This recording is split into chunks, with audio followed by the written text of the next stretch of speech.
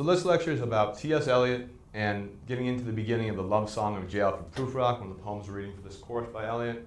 So Eliot is kind of the father of modernist poetics. He and Ezra Pound were founders of the symbolist movement as far as poetry goes in the early 1900s. Eliot himself was born in 1888 in St. Louis, Missouri. He was the son of a bricklayer and of a stay-at-home mother who was very involved in social activism in the community for women's suffrage at that point in time. After graduating from high school, Eliot went to Harvard in Massachusetts, where he majored in philosophy.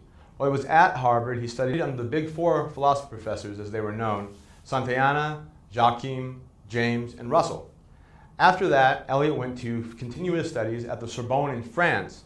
When at the Sorbonne, World War I broke out, and Eliot was forced to go to England to wait out what they thought was going to be a very short period of conflict. As the war wore on, Eliot ended up at Oxford on a distant scholarship from Harvard to finish his doctorate in philosophy.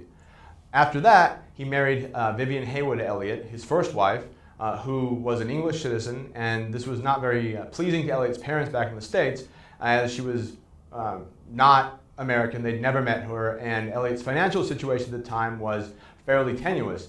And so there's a number of letters in Eliot's collected letters that represent him writing home asking for money to help cover his marriage expenses, to cover the couple's housing situation, and to more or less get by. So if anyone is having, to write home asking for money to cover your tuition or cover, food or housing costs here at college, it's something that T.S. Eliot, the great poet and philosopher himself, also had to deal with. And there's many interesting letters, if you want to look at them, in the collected letters of Eliot's father's and mother's replies, which are more, kind of saying, yes, but here's a little bit more. We can't give you as much as you want. Why are you asking for more money? Why don't you come home? Why are you marrying a British woman? Kind of thing.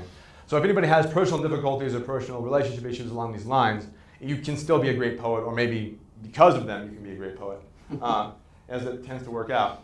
So following that, Eliot actually ended up moving in with his professor from Harvard, Bertrand Russell, at his Marlow Street address, a flat in London. And Vivian, of course, his new wife, moved in with him.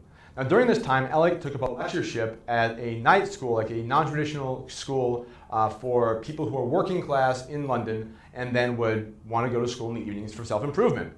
So while Eliot was doing this 4 nights a week, Russell, the philosopher and the womanizer, kind of swooped in on his girl. And in a series of letters, it's revealed that Eliot's wife had an affair with Bertrand Russell, whom she affectionately called Bertie in the letters. And this was kind of a devastating thing for Eliot himself. He was kind of banking on the marriage working out. It was a difficult marriage anyways.